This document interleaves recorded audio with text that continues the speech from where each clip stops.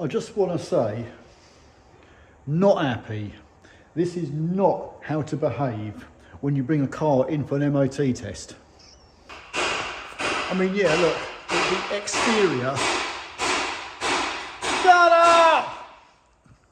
The exterior looks good, apart from the wheel trim missing. But when we open the door, what do we find? Oh my God, it's like somebody's freaking living in here. That's disgusting. It doesn't get any better at the back. Look at this lot. Just slung fucking piles of it. Crap everywhere. You know, I've got to get in here and check all the seat belts and the seats and everything. What's the boot look like? Oh my God, no better.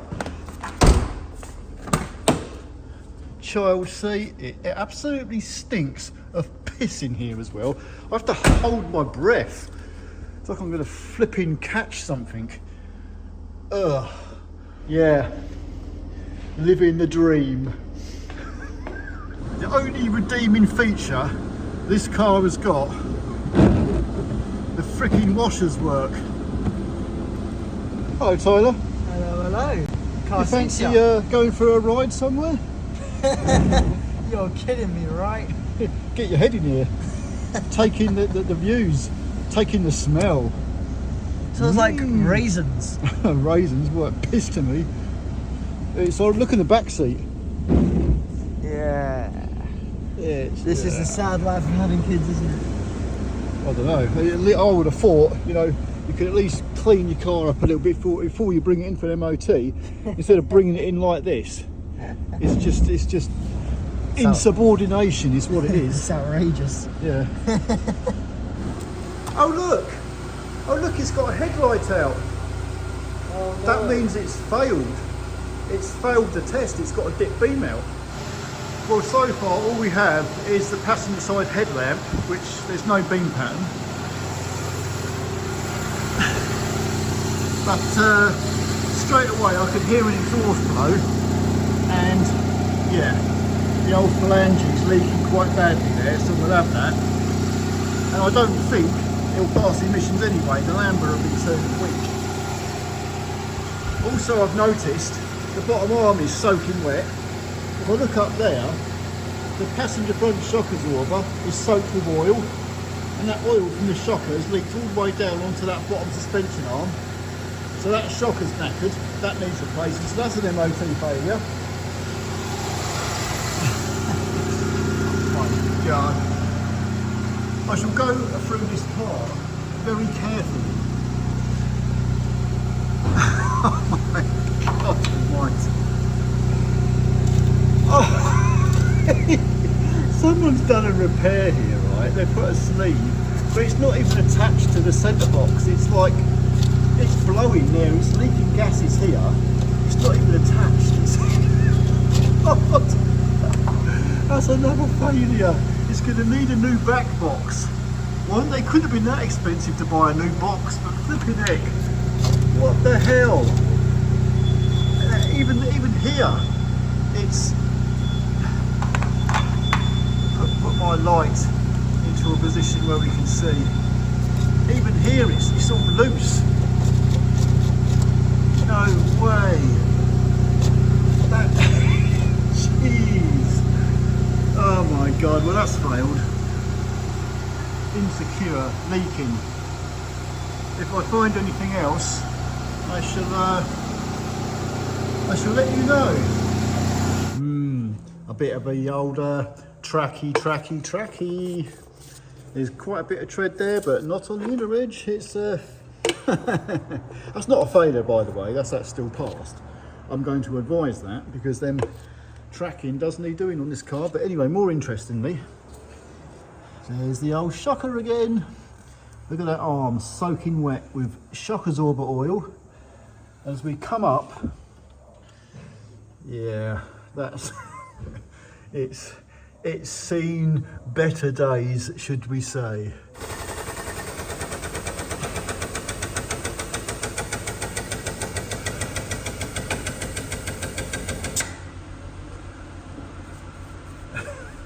That's about as bold as my head. Yeah, I'm just checking the rear tyre, and I kind of glanced up to the, the rear window, and I'm like, yeah, oh my God. It's like someone's been violently sick from the inside. Jeez. And just in case, that lovely repair that was done on the rear box, when you get under here and you get to the rear box, there's like, hello, there's a great big hole in my bucket, Delilah. There is now, flipping heck. That's and despite this rear tyre is literally on the limit, there's a nail, it's not even worth doing. You might as well just put a new tyre on it. The flipping the tread here is, that's a joke. That's is that the, that's the cords. That's the inner cords just there. That's the inner cords. That's a failure. If any inner cords are showing, that's a failure. So that tyre's done, good and proper. And you know something? It doesn't really get any better on the passenger rear. Just here, I can see the cords there. That's a failure. I'm not going to pass that. I can see the cords.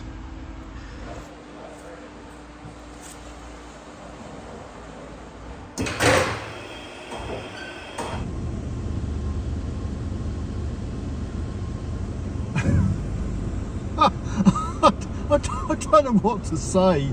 I'm carrying out a brake test. That's all I can say at the minute.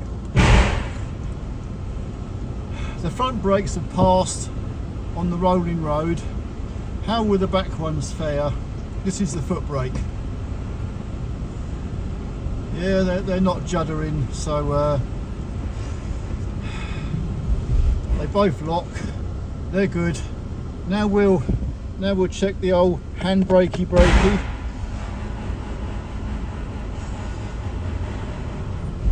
Yeah, pulls the car out the rollers. It's got good handbrake. So at least if anything, we can say the brakes work. But the airbag light is definitely a failure. So this car shall not be getting an MOT. Also, more to the point, I can't test the emissions because it's got a big hole in the exhaust. There's no point in me testing the emissions, so I'm going to refuse to test the emissions because I know it's going to fail. But I'm going to show you what's going to happen if we do put the probe up the exhaust. So one phalange probie. I've got a load of council workers watching me as well. Pity you ain't got fluorescent jackets on. Anyway, I shall stick this up the exhaust and make sure it don't come out again. What we're looking at is the Lambda, this one here. It's not even got a reading at the minute. That's because there's too much oxygen in the exhaust.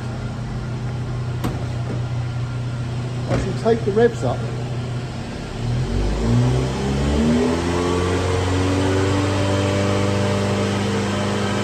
Oh my God! Oh, it's reading now. Yeah, far too weak. It needs to be down to 1.30 or below. So the actual CO's okay, but the Lambda's miles too weak. So that's never going to pass an MOT test.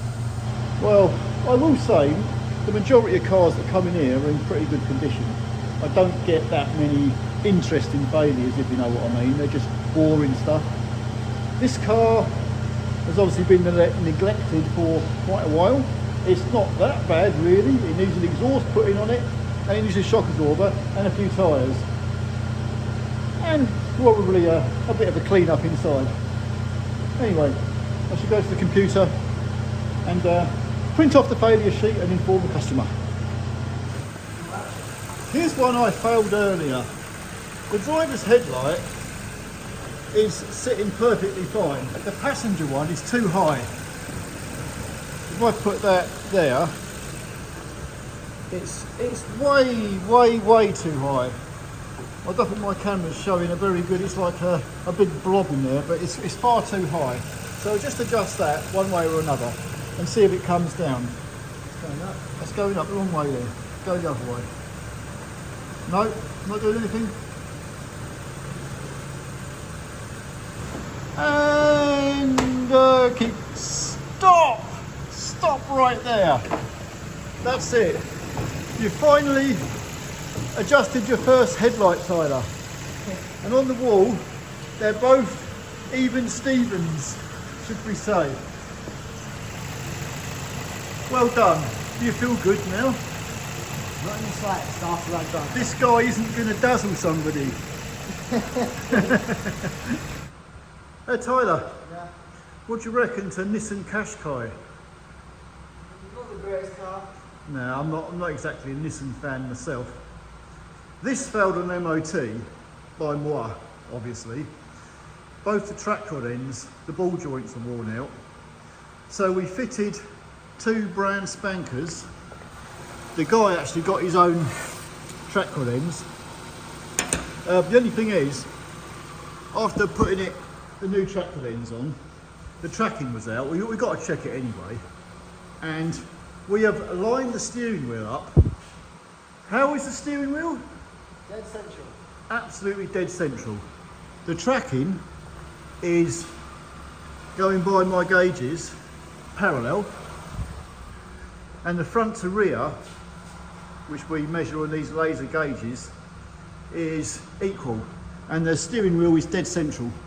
That's what we do when we do the tracking here all the time, especially on all our rental cars, because they get hit, you know, curbs and stuff, and the tracking gets knocked out, things get bent, and all the time tyres get worn out.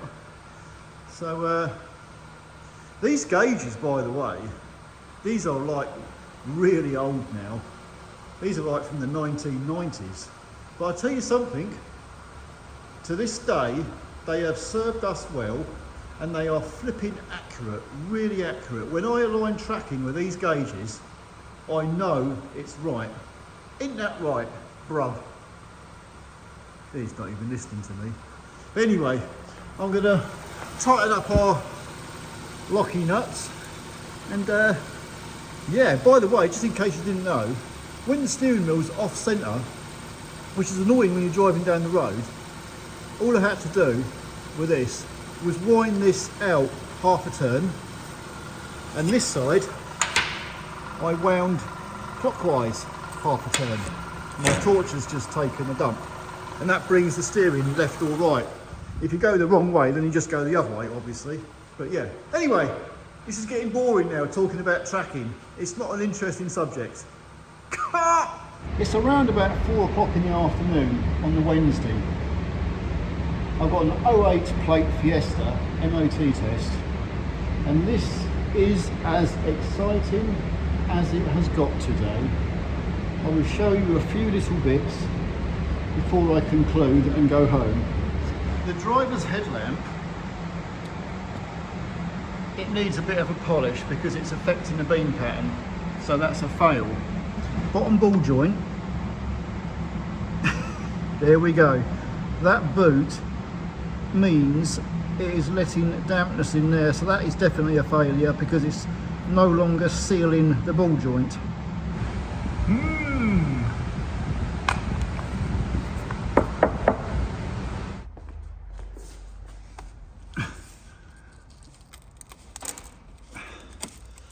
Yes, indeedy. Oh dear. I hate to say it, but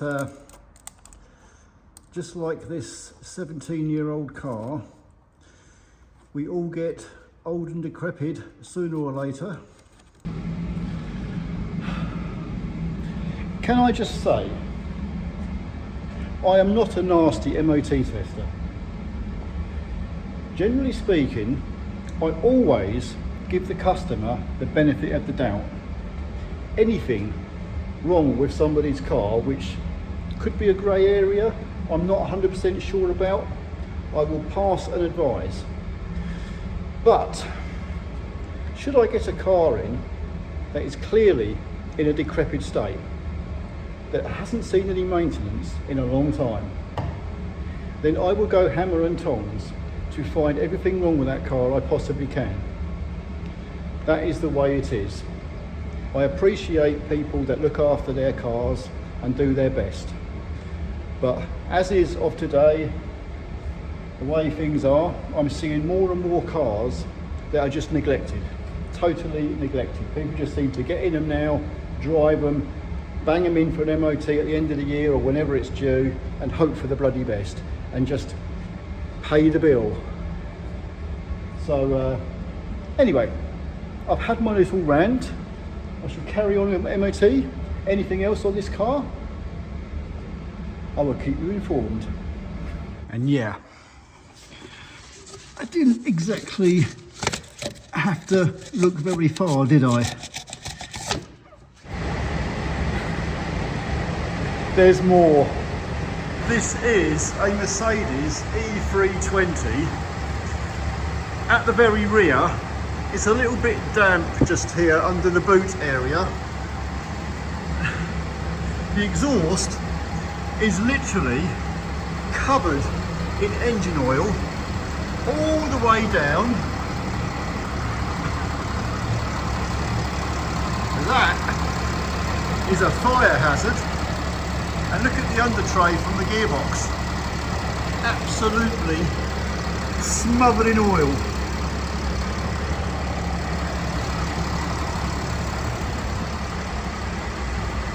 Yes, that's what you call an environmental hazard. What's this then? Yeah, flappy flappy. Wow, it looks like it's going to be a good day.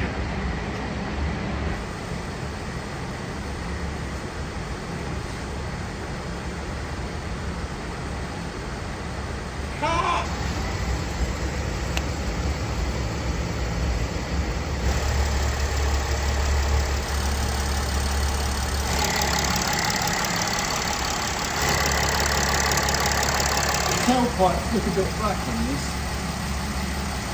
So let's see what the emissions come out like. You have to have the oil at the right temperature before you can lose the emissions. That actually passed, believe it or not. I was looking at the tailpipe and they're quite black. Normally a lot of these cars, they're totally clear, and I thought that was going to fail, but it didn't. That was 0.46. So the car's failed, but it passed the emissions. Just happened to notice, I don't think this is the actual oil leak because it doesn't seem that severe, but I could smell the old smelly, you know, the old diesel fumes. Here, where the fuel filter is, there's a puddle of diesel fuel on top of the filter, and the pipes, both of them, they're like sweating diesel. So that's a fuel leak. That's a failure as well. They need new fuel pipes fitting on, and that's not helping. That's probably dripping down and going down. That's contributing to the oil leak. That's if not most of that is diesel fuel mixed in with oil as well. So yeah, this car needs a little bit of maintenance doing to it, doesn't it? Anyway, that was my first MOT of the day. How exciting.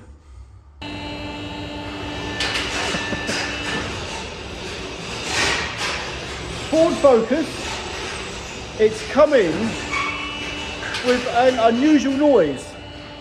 I drove it for all of 10 yards down the road, shit myself, and had to return back to the garage rather quick.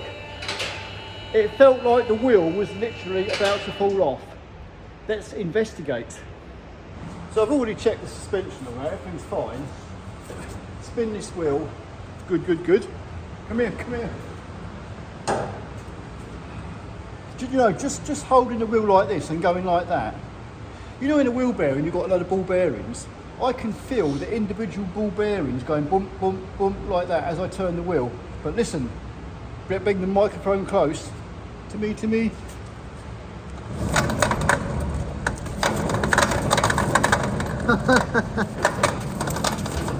That is terrible. Good, eh?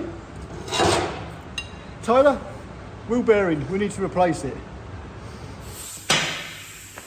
I have literally,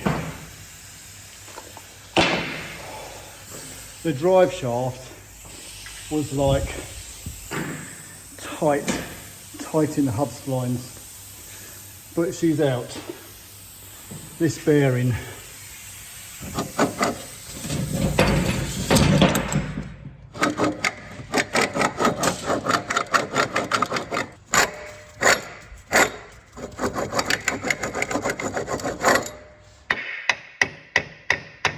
that's to spread the flange. Now it's literally just dropped down, so I can take it off.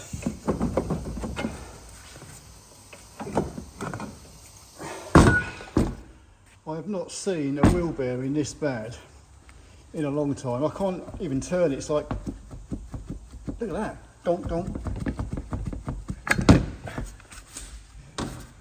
God. Jeez. Do you know, the funny thing is, the flange is still butted up. There's no play there, like it hasn't worn the inner part of the flange out, so hopefully that will still live. Anyway, I shall press it all out, fit a new bearing, and that'll be it.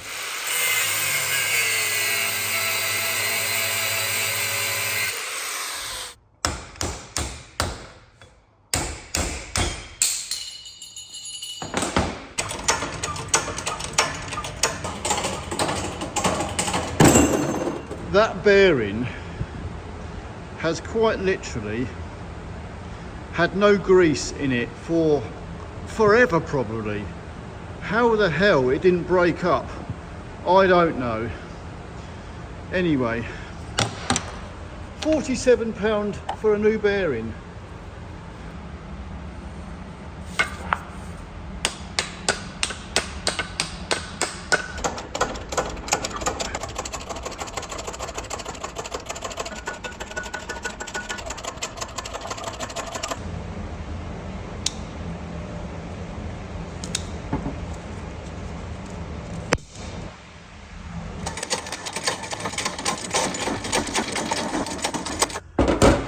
There, one nice smooth wheel bearing, lovely.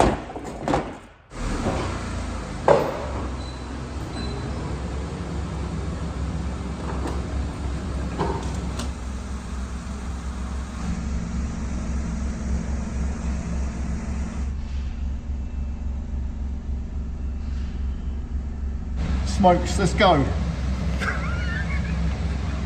Saturday morning, Tyler. This is the story. He's passed his driving test a while back. He's bought himself a mini convertible. His insurance starts today. Starts yesterday. It's an active policy right now. Okay, so It's road ready. he's all legal to drive the car. Unfortunately, there's always a problem. It's leaking oil. It's not actually that bad. It's not dripping or nothing, but I mean, it's leaking oil from the oil filter housing onto the exhaust downpipe and smelling, and you're getting fumes. So we're going to tackle this common oil leak. Unfortunately, we've got to get the exhaust manifold out of the way with a cap. So it's tight down there, tight like the Tiger. So we're probably going to have to pull the front bumper off and, you know, pull the front end forward a little bit so you can get room. Anyway, we'll see how we go. And once we get the gaskets off and the oil filter housing that, we'll show you the state of the O-rings. Yeah, the old clamp. We've literally taken the bolts out of the front half of the subframe so we can pull the whole frame forward. bumper off and everything. I don't fancy struggling too much. I'm going to see if I can get the whole cat out with the heat shield. If it doesn't, it probably won't. I'm going to have to take the lambda sensor out first, probably. So we'll get this clamp off. But yeah, you can see the oil just here, where it's been running down. Oh, flipping radiator's now stuck. Yeah, that's freaking hell, man. They don't make them like they used to. But it's off! We're just having a laugh over that woman yesterday with the MOT and the fag ash. I used to smoke like a trooper, okay, so I know what it's like, but I never got my car, I never sort of like dropped my fag ash as I was driving along on the footwell. I was never that bad. Anyway, look, just there she is. It's got a flipping bloody great drip right at the bottom of the filter housing there. Oh. So this is where it gets really fricking messy, because we've now got to unbolt that, and all the water, the coolant and the oil is going to come pouring out. She's coming off. That's the last bolt, and we ain't snapped nothing. Oh, not much came out. Right, let's have a quick look over here. Does it? Oh, it's flat. That's so right. The oil gasket is completely flat. It's shrunk and probably hard. This one here is a common leak. That's the water there, coolant. Look at the state of that. So, can you zoom in on that? I guess that hasn't been changed. It's probably the original. This oil one. That's hard. That's hard rubber. At least it's not. So when it gets flushed, the oil just seeps past. And this one, oh my God, that's just breaking up. It's coming out bit by bit. Look at that state of that.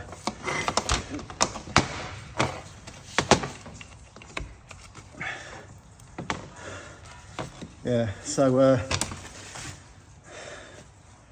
we've got our new gasket kit. So we'll give it a clean up and stick it back together. Well, it's looking good. The tider's cleaned up the housing.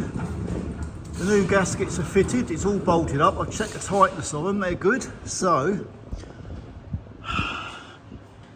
it's not my first job I would choose for a Saturday morning, but it has to be done. We couldn't let the oil continue to leak like that. It really stinks in the car. Yeah, it kind of like smokes, and you know, oh, it's a horrible smell, oil burning. So, but anyway, we're getting there. So the next thing now, clean up all this gasket. We'll reuse this old one here and clean the surface up on your cat. Then we'll bung the cat back on, and then we'll struggle to put the heat shield on. This bottom heat shield is a right pain because the air conditioning pipe, this one here, is in the way. I might actually unbolt this pipe. There's no gas in it, so I think I'm going to unbolt this. It's going to make it a lot easier. But yeah, these bars here, we've literally taken them out completely to give ourselves access, and it was still a struggle getting the actual heat shield out. Not the cap, but the heat shield was the problem getting out. So it's a good thing these slide all right. They weren't seized. But yeah, what a job. Oh my God. Oh my God. I even done that one-handed. Let's put it on widescreen. That went in so easy. So freaking easy. And also, it gives me more access to the little bolts that hold it on the left-hand side. Yeah, that aircon pipe is a must. Get that bloody thing out of the way. That's an annoying bracket. We're nearly there. The worst is over. That's the worst heat shield. Now that's back in place and all bolted up, all we've got to do is put the top heat shield on, wherever you put it, over there. That can go on. And then, yeah, I'll leave you to fit the front end back together. Well, I've just had to go and do an MOT, and Tyler, I'm impressed. Look, I've put your registration number on the internet because you know some people like to get tappity on their keyboards. Well, don't worry. You can't steal it from me. It's registered in my name now, so good luck with that one. I'm impressed. You've actually got the frame. Oh, you've got the frame back in all by yourself. This was all hanging out. So, well done. I mean, everything mechanical is all done. Just this bumper is causing me a lot of grief. I just need to put the fog light in that side. Oh, it's okay. Have you connected the wires up behind the fog light? No. Oh, well, I'll do that in a minute because we've still got the liners out. Right, there's a reason the screwdriver is there. Oh, it's a bleed. Yes, we'll put the coolant in. There is a bleed screw on top of the thermostat housing down there, and we have to loosen that bleed screw to let the air out, because if we don't, we'll boil the engine. Yippee! And I don't know, but you can see the coolant going down in the bottle now. Oh yeah, it's gone down massively. Yeah. Now you have to put some more coolant in. That's emptied the bottle. So I say, if you don't let the air out of that bleed screw, you're going to cook the engine. It'll overheat because it'll be trapped air in the back of the head. We might have to bleed this a little bit more when the engine's running, but this is just a preliminary, get the bulk of the air out.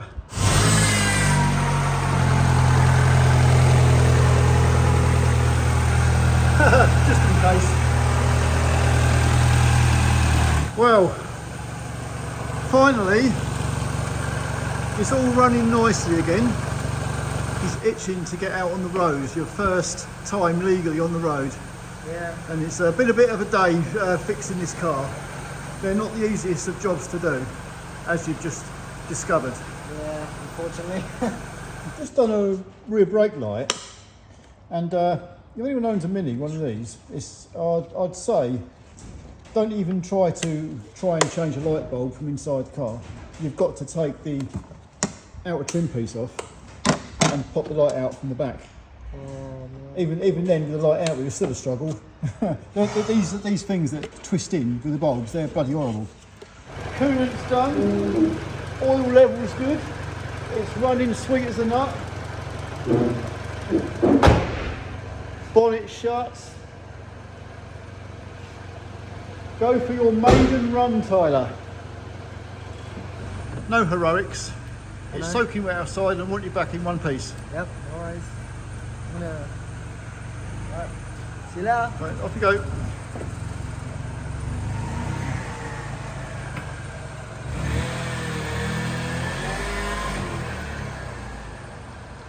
The old steering pumps got a familiar noise on them Minis.